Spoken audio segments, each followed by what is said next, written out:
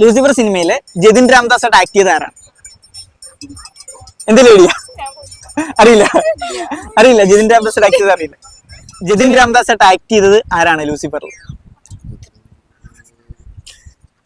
Tovino. Okay, correct ആണ്. Okay, അടുത്ത രണ്ടാമത്തെ ക്വസ്റ്റ്യൻ. ജതിൻ രാംദാസിന്റെ സിസ്റ്റർ ആയിട്ട് ആക്ട് ചെയ്ത ആരാണ്?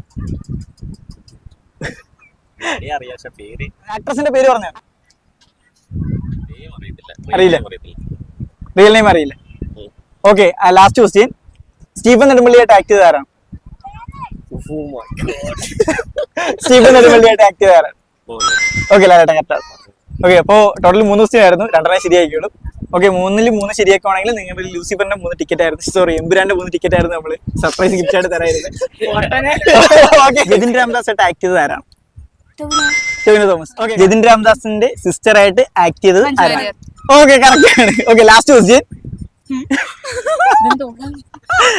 Okay, last question. സ്റ്റീഫൻ നെടുമ്പള്ളിയായിട്ട് ആക്ട് ചെയ്ത ആരാണ്? മോഹൻലാൽ. ഓക്കെ, സിമ്പിൾ ആയിരുന്നു. ഓക്കെ, അപ്പോ സർപ്രൈസ് ഗിഫ്റ്റ് വേറൊന്നുമല്ല,